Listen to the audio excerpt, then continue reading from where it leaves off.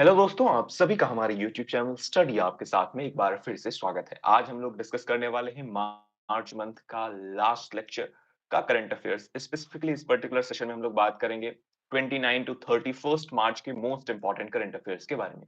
जैसा कि आप सभी को पता है, इस पूरी करंट अफेयर सीरीज में हम लोग डिस्कस कर रहे हैं मध्य प्रदेश, इंडिया और वर्ल्ड की मोस्ट इंपॉर्टेंट न्यूज। साथ ही साथ ये पूरी करंट अफेयर सीरीज आपको different competitive exams like MPPSC, SSC, police exam, railway exam या जितने भी कॉम्पिटिटिव एग्जाम्स हैं जिनमें करंट अफेयर्स एक महत्वपूर्ण सब्जेक्ट हो या ऐसे एग्जाम जिनमें करंट अफेयर्स आता हो, ऐसे सभी एग्जाम्स में ये करंट अफेयर सीरीज आपके लिए बहुत ही ज्यादा बेनिफिशियल होने वाली है। तो बिना टाइम वेस्ट किए बात करते हैं आज की फर्स्ट न्यूज के बारे में। आज की हमारी फर्स्ट न्यूज है international day of zero waste. प्रत्येक साल अंतरराष्ट्रीय शून्य अपशिष्ट दिवस मनाया जा रहा है। आप सभी को ध्यान रखना है, यह दिवस 30 मार्च को प्रत्येक साल मनाया जाता है। इंपॉर्टेंट है, ध्यान रखना है, international day of zero waste मनाया जाता है। इस पर्टिकुलर दिवस के बारे में बात करें तो इसकी ऑफिशियल थीम क्या हो सकती है भाई? तो जैसा कि आपको इसके टाइटल से समझ में आ रहा होगा कि शून्य अपशिष्ट यानी कि जीरो वेस्ट के बारे में बात हो रही है। जीरो वेस्ट यानी जितना भी वेस्ट प्रोडक्शन हो रहा है उसको कम करना, और या फिर कम करने के साथ साथ उसे रिसोर्सफुली कहीं पर यूटिलाइज करना। जैसा एक एग्जांपल आप सभी को पता होगा, एक कैंपेन चलाया गया गवर्नमेंट के द्वारा, गवर्नमेंट ऑफ इंडिया के द्वारा एक कैंपेन चलाया गया।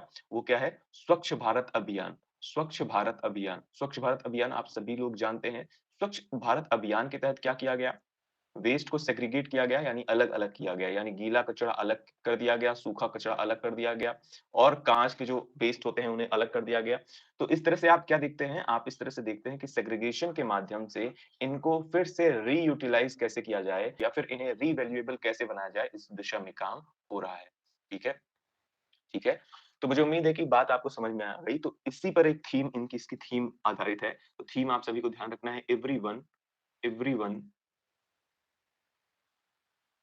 everyone should work together. Everyone should work together to create world, to create world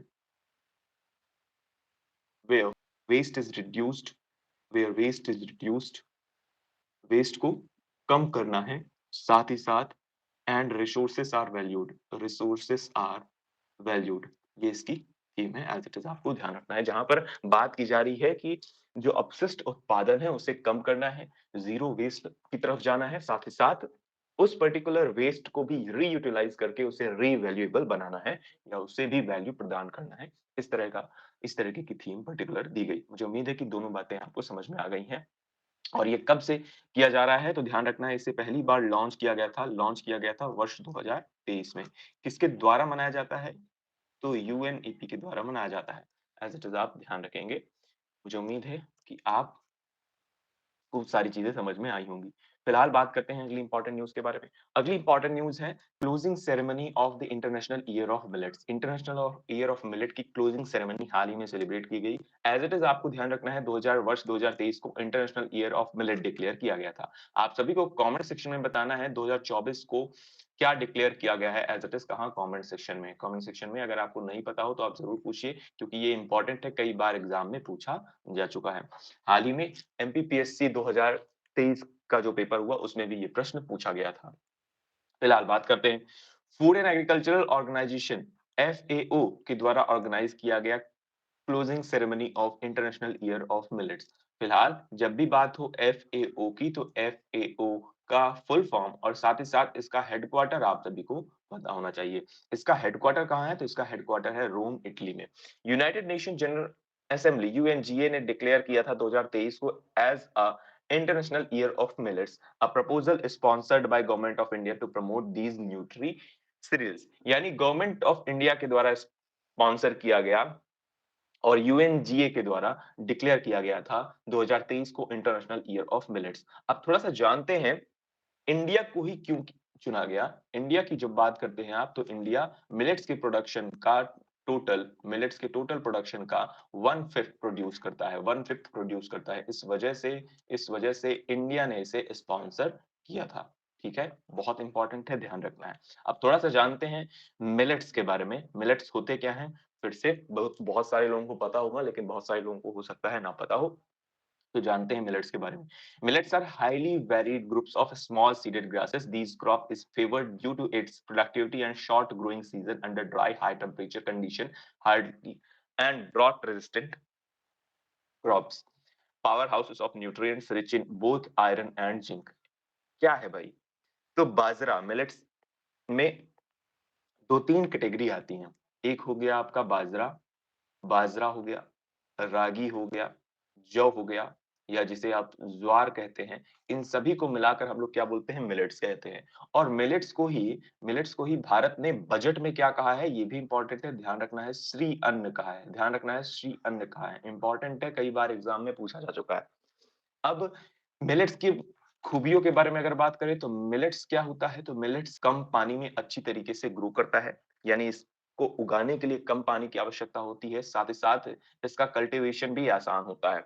इसके अलावा इसमें न्यूट्रिएंट्स न्यूट्रिएंट्स की भरपूर मात्रा होती है, बहुत सारे पोषक तत्व इस पे होते हैं, जैसे आयरन और जिंक, जैसे आयरन और जिंक।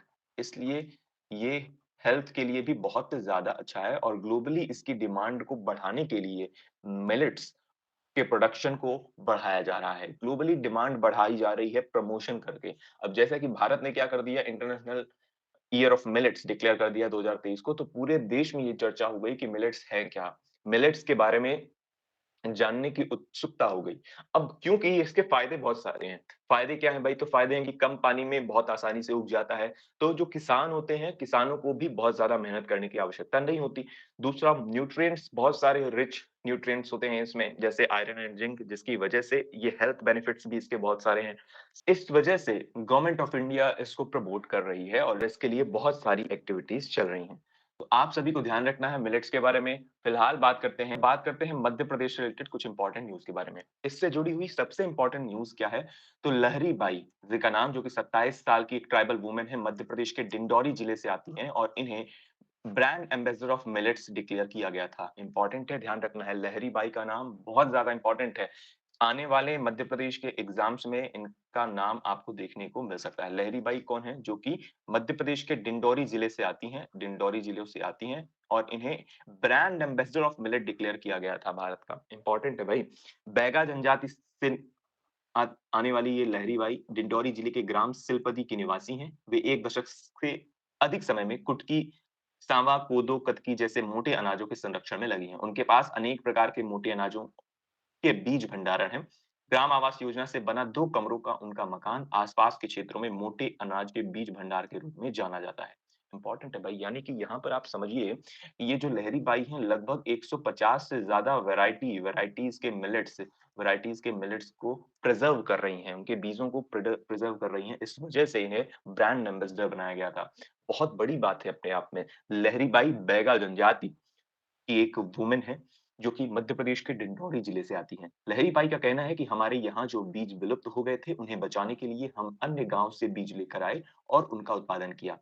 किसानों को बीज बाँटे, किसानों ने अपने खेतों के छोटे क्षेत्रों में इन्हें बोया, और फसल आने पर हमने उनसे यह वापस ले लिए। विलुप्त हो चुकी कई तरह की फसलों के बीज अब हमारे पास हैं। उल्लेखनीय है कि संयुक्त राष्ट्र ने 2023 को मिलेट ईयर, अर्थात मोटे अनाज के वर्ष के रूप में डिक्लेयर किया है या घोषित किया है। मोटे अनाज कम सिंचाई में अच्छी उपज देने वाले तथा पोषण से परिपूर्ण होते हैं।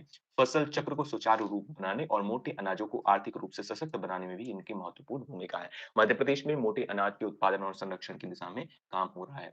तो इम्पोर्टेंट है, ध्यान रखना है। मुझे उम्मीद है कि क्या याद रखना है आपको, लहरी बाई का नाम, बैगा कम्युनिटी से बिलॉन्ग करती है। इसके अलावा ये ब्रांड एम्बेसडर डिक्लेयर की गई इंटरनेशनल ईयर ऑफ मिलेट्स के रूप में। बात करते हैं एफएओ के बारे में। एफएओ जो कि एक स्पेशलाइज्ड एजेंसी है, United Nations that leads international efforts to defeat hunger. Hunger यानी भूख को कम करने के लिए काम कर रही है ये पर्टिकुलर ऑर्गेनाइजेशन, और वर्ल्ड फूड डे मनाया जाता है प्रत्येक साल 16 अक्टूबर को। 16 अक्टूबर को, और 16 अक्टूबर 1945 में ही इस संस्था का फाउंडेशन रखा गया था। सिस्टर बॉडीज हैं इसकी World Food Programme and International Fund for Agricultural Development. इतना आपको ध्यान रखने की जरूरत नहीं है। फिलहाल आप एफएओ का हेडक्वार्टर ध्यान रखेंगे, रोम इटली में है, और कब इसका फाउंडेशन रखा गया, तो 1945 में इसका फाउंडेशन रखा गया। बात करते हैं अगली इंपॉर्टेंट न्यूज़ के बारे में। अगली इंपॉर्टेंट न्यूज़ है इंडिया एम्प्लॉयमेंट रिपोर्ट 2024। 24 में एक रिपोर्ट आई, भारत एम्प्लॉयमेंट रिपोर्ट। बात करते हैं कौन जारी करता है इस रिपोर्ट को। इस रिपोर्ट को जारी करने वाली संस्था है Institute for Human Development. And International Labour Organization important है, ध्यान रखना है, कई बार एग्जाम में पूछा जाएगा कि इंडिया एम्प्लॉयमेंट रिपोर्ट कौन रिलीज करता है, कौन सी संस्था रिलीज करती है, तो आप सभी को पता होना चाहिए इंस्टीट्यूट फॉर ह्यूमन डेवलपमेंट और इंटरनेशनल लेबर ऑर्गेनाइजेशन। इसके अलावा क्या है जरूरी जरूरी तथ्य उन्हें जानते हैं। Employment condition index of the states have improved between 2004 and 2021-22। अब ध्यान ये रखना है कि यहाँ पर 2022 की रिपोर्ट आई है, 2024 में थोड़ा सा लेट कारोबार चलता है इनका, तो परेशान होने की बिल्कुल जरूरत नहीं है। 2022 की रिपोर्ट थी, अब जाकर वहां के स्टैटिक्स और डेटा को लिया गया है, तो ध्यान रखना है ये वाली बात। इंप्रूव हुई है एम्प्लॉयमेंट कंडीशन इंडेक्स, ये कहा गया है इस रिपोर्ट में। State such as Bihar, Orissa, Jharkhand and UP have remained at the bottom throughout this period. और इसमें सबसे नीचे कौन सा राज्य है भाई, तो बिहार राज्य है, एज इट इज आपको पता होना चाहिए। और टॉप में राज्य कौन कौन से हैं, तो दिल्ली, हिमाचल प्रदेश, तेलंगाना, उत्तराखंड और गुजरात टॉप पर हैं। फिलहाल इस रिपोर्ट में कंसर्न है अबाउट पुअर एम्प्लॉयमेंट कंडीशंस के बारे में। पुअर एम्प्लॉयमेंट कंडीशंस है यहाँ भाई, देखने वाली बात है कि लगभग 82% कार्यबल अनौपचारिक क्षेत्र में लगा हुआ है और लगभग 90% अनौपचारिक रूप से कार्यरत है। गैर कृषि रोजगार की ओर धीमा परिवर्तन उलट गया है। युवाओं का रोजगार वयस्कों के रोजगार की तुलना में खराब गुणवत्ता वाला है। मजदूरी और कमाई स्थिर है या घट रही है। स्वरोजगार और अवैतनिक पारिवारिक कार्य में भी वृद्धि हुई है, विशेषकर महिलाओं के लिए।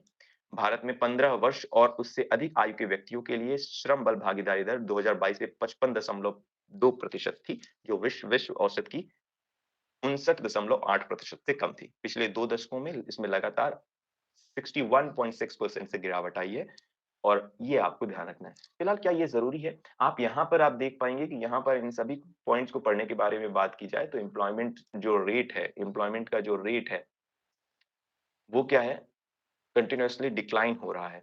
यानी आज के समय पर रोजगार सृजन बहुत कम हो चुका है हमारे पूरे देश में, ऐसा मानना है इंटरनेशनल लेबर ऑर्गेनाइजेशन का। ये मेरा पर्सनल ओपिनियन नहीं है भाई। रिलीज़ कौन कर रहा है ये रिपोर्ट, उसका उस रिपोर्ट में ये सारी चीज़ें आई हैं। फिलहाल आपको इस पूरी न्यूज़ से क्या-क्या याद रखना है, सिर्फ़ वो मैं आपको बताऊँगा।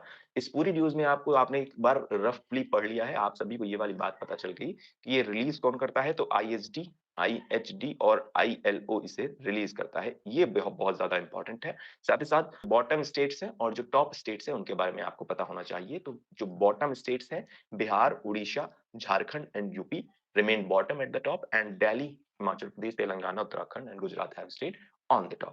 ये आपको ध्यान रखना है। फिलहाल बात करते हैं अगली इंपॉर्टेंट न्यूज़ के बारे में। अगली इंपॉर्टेंट न्यूज़ ऑलरेडी मैंने आप सभी को बता दी है और ये इम्पोर्टेंट भी है। इम्पोर्टेंट है भारत रत्न, जो कि देश का सर्वोच्च नागरिक सम्मान है।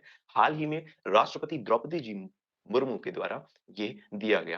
किन-किन को दिया गया है, ये आपको ऑलरेडी मैंने प्रीवियसली बता दिया है जब इसका डिक्लेरेशन हुआ था। यहाँ पर बस एक ओवरव्यू लेंगे और जल्दी से आगे बढ़ेंगे। प्रेसिडेंट द्रौपदी मुर्मू जी ने यह भारत रत्न, जो कि कंट्री का हाईएस्ट सिविलियन ऑनर है, इसे 5 लोगों को दिया है। वो 5 व्यक्तियों के नाम आप सभी को ध्यान रखने हैं। फर्स्ट इंपॉर्टेंट पर्सनैलिटी है former prime minister PV Narasimha Rao. मरणोपरांत उन्हें ये भारत रत्न दिया गया। इसके अलावा फॉर्मर प्राइम मिनिस्टर चौधरी चरण सिंह, इन्हें भी मरणोपरांत दिया गया है। इसके अलावा थर्ड इंपॉर्टेंट पर्सनैलिटी है एग्रीकल्चर साइंटिस्ट एमएस स्वामीनाथन, पोस्थ्यूमसली यानी कि मरणोपरांत। एमएस स्वामीनाथन, जिन्हें आप जानते हैं फादर ऑफ ग्रीन रिवॉल्यूशन, कई बार एग्जाम में ये पूछा जा चुका है, ध्यान रखना है।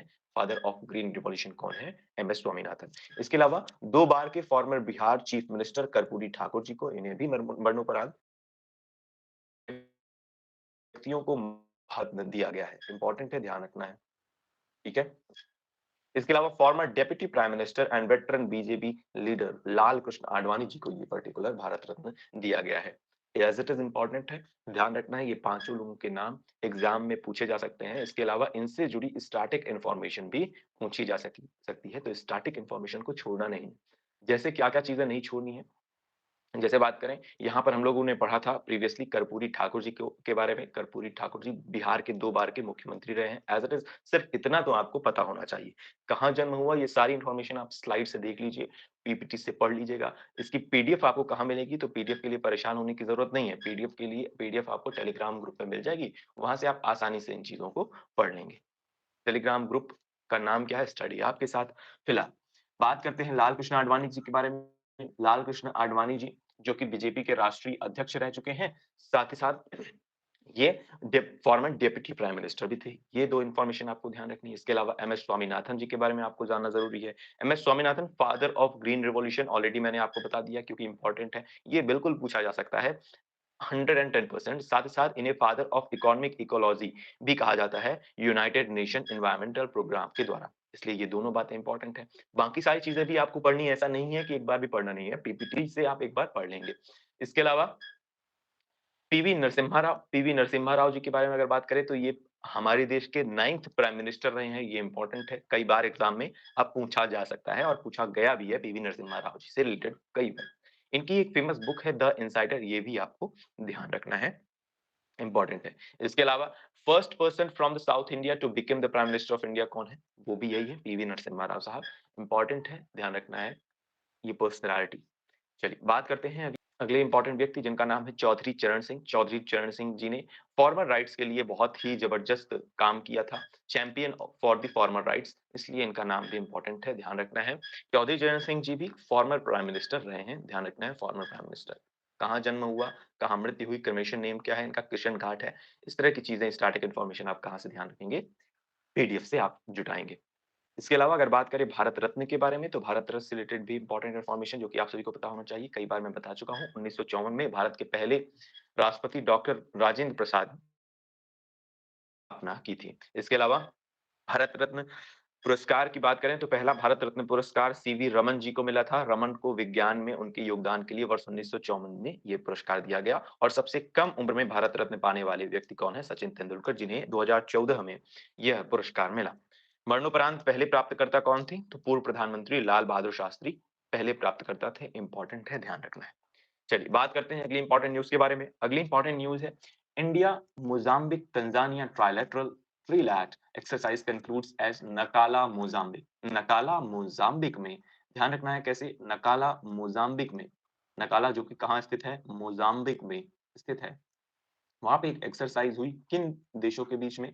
तो इंडिया, मोजाम्बिक, मोजाम्बिक और तंजानिया के बीच में, और तंजानिया के बीच में एक ट्रायल एट एक्सरसाइज हुई, एक ट्रायल एट एक्सरसाइज हुई। इंपॉर्टेंट है, ध्यान रखना है कहाँ हुई? नकाला में। इंपॉर्टेंट है, ध्यान रखना है। ठीक है, आपसे पूछा क्या जाएगा ट्रायल एट 2024 एक्सरसाइज कहाँ की कंडक्ट हुई? तो ध्यान रखना है नकाला मोजाम्बिक में हुई। एज इट इज इंपॉर्टेंट है, बस इतना ही आपको इस पर्टिकुलर न्यूज से ध्यान रखने की जरूरत है। बहुत सारी चीजें हैं, इसमें बहुत सारी चीजें याद रखने की जरूरत नहीं है, फिर भी हम लोग थोड़ा पढ़ लेते हैं इसे। आईएनएस तीर और आईएनएस सुजाता ने 21 से 28 मार्च तक संयुक्त समुद्री अभ्यास भारत मोजाम्बिक तंजानिया ट्राइलेटरल अभ्यास के दूसरे संस्करण में भाग लिया। तो इसका पहला संस्करण कब हुआ भाई? तो पहला संस्करण अक्टूबर 2022 में आयोजित किया गया था। तो ये दो इंपॉर्टेंट इंफॉर्मेशन आपको ध्यान रखनी है। इसके अलावा कब हुआ, कहां से कहां तक हुआ, इतना इस बात पर फोकस रखने की जरूरत बिल्कुल नहीं है, फिर भी हम लोग पढ़ लेते हैं। प्रारंभिक बंदरगाह 21 से 24 मार्च तक जांजीबार तंजानिया में आईएनएस टीआईआर और मापुटो मोजाम्बिक और आईएनएस सुजाता पर आयोजित किया गया था। मोजाम्बिक के नकाला में आईएनएस तीर और आईएनएस सुजाता पर आयोजित समापन समारोह में 3 नौसेनाओं के प्रतिनिधि शामिल हुए। इतनी सारी चीजें इंपॉर्टेंट नहीं है। 2 चीजें इंपॉर्टेंट है, कहाँ हुई है ये एक्सरसाइज, ट्रायलेट एक्सरसाइज किन देशों के बीच में हुई है, पहला संस्करण कब हुआ था, ये चीजें इंपॉर्टेंट है, बस इतना ही आपको ध्यान रखना है। कमेंट सेक्शन में क्या बताना है ऑलरेडी मैंने आपसे पूछ लिया है बीच में ही। आप सभी को उसका जवाब यूट्यूब के कमेंट सेक्शन में जरूर देना है। इस तरह से हमारी न्यूज़ कंप्लीट हुई। इंपॉर्टेंट न्यूज़ कंप्लीट हुई, आप ऐसा कह सकते हैं। अगर आप मुझसे जुड़ना चाहते हैं इंस्टाग्राम पर, तो इंस्टाग्राम पर आप मुझसे मुझे फॉलो कर सकते हैं। साथ ही साथ इसकी पीडीएफ आपको कहाँ मिल जाएगी? हमारे टेलीग्राम ग्रुप स्टडी ऐप के साथ में।